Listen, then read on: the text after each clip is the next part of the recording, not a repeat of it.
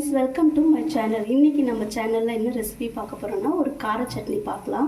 இது வந்து என்னுடைய மெத்தடில் ரொம்ப சிம்பிளாக ஒரு கார சட்னி உங்களுக்கு நான் செஞ்சு காட்டுறேன். இது வந்து இட்லி, தோசை, பூரி எல்லாத்தோட சூப்பராக இருக்கும். இதுக்கு என்னென்ன பொருள் தேவைன்னு ஃபஸ்ட்டு பார்த்துடலாம்.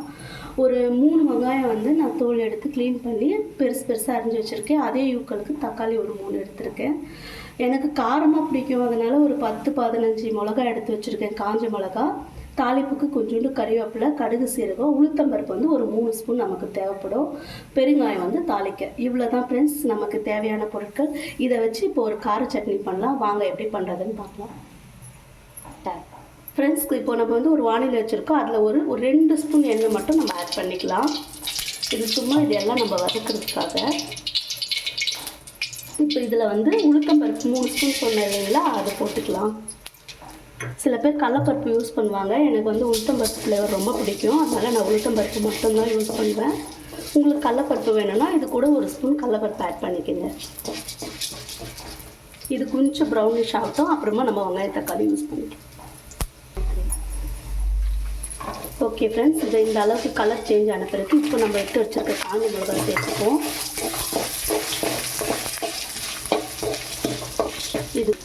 இது கூடவே வெங்காயம், தக்காளி இதெல்லாம் போட்டு கொஞ்சம் நல்லா வதக்கிக்குவோம். ரொம்ப வதக்க வேண்டாம், ஒரு பாதி அளவுக்கு இதில் பாயில் ஆனால் போதும். அந்த அளவுக்கு வதக்கிட்டு அதுக்கப்புறம் நம்ம இதை ஆற வச்சு அரைக்க போதும். ஓகே ஃப்ரெண்ட்ஸ், பாருங்கள், இந்த அளவுக்கு கொஞ்சம் வதங்கிடுச்சு. இப்போ நம்ம இதை எடுத்து ஆற வச்சு நம்ம அரைச்சிட்டு வந்து நான் எப்படி தாளிக்கணும்னு உங்களுக்கு சொல்கிறேன், ஓகேங்களா? ஓகே ஃப்ரெண்ட்ஸ், நம்ம இப்போ அரைச்சிட்டு வந்துட்டோம். இந்த அளவுக்கு கொஞ்சம் குறைப்பாக அரைச்சிடுங்க. ஏன்னா பருப்பு கொஞ்சம் குறைப்பாக இருக்கும்போது நமக்கு சாப்பிடும்போது ரொம்ப டேஸ்ட்டாகவும் இதுவாகவும் இருக்கும். இப்போ இதை நம்ம தாளித்து இதை கொஞ்சம் நேரம் கொதிக்க விடணும். நிறைய பேர் வந்து கார சட்னி கொதிக்காமல் கூட வைப்பாங்க. எனக்கு வந்து இது கொதிச்சா ரொம்ப பிடிக்கும், அதனால் கொஞ்சம் நேரம் கொதிக்க விடுவேன். வாங்க இப்போ நம்ம இதை தாளிச்சிக்கலாம். இதுக்கு வந்து நல்லா ஒரு 3 ஸ்பூன் எண்ணெய் விட்டுக்கலாம். நான் இன்னும் 1 ஸ்பூன் கூட விடுறேன்.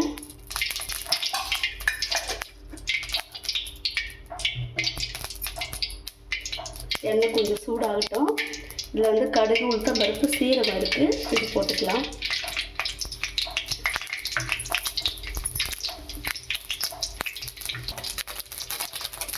கடுகு நல்லா பொரிஞ்சிச்சு. இந்த டைமில் கறிவேப்பிலை போட்டுக்கலாம். அவ்வளோதான் ஃப்ரெண்ட்ஸ், நம்ம இந்த கலவை சேர்த்துக்கலாம்.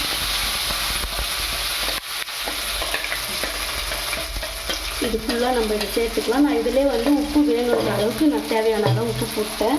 உங்களுக்கு வேணும்னா நீங்கள் இப்போ கூட உப்பு சேர்த்துக்கலாம். கொஞ்சோண்டு பெருங்காயம், எனக்கு பெருங்காய ஃப்ளேவர் ரொம்ப பிடிக்கும். அதுவும் இந்த சட்னிக்கு பெருங்காயம் போட்டோம்னா ரொம்பவே நல்லாயிருக்கும், அதனால் பெருங்காயம் போட்டிருக்கேன். இப்போ கொஞ்சம் தண்ணி நம்ம ஆட் பண்ணிக்கலாம். நம்ம இப்போ இந்த விழுது அரைச்சோம் இல்லைங்களா, இதுலேயே நான் தண்ணி கொஞ்சம் ஊற்றி மிக்ஸி கட்டினா கழுவி எடுத்துக்கிட்டேன். இன்னும் கொஞ்சம் ஊற்றிக்கலாம் நம்ம. ஏன்னா நம்ம கொதிக்க சட்னி கொஞ்சம் கட்டியாகும்.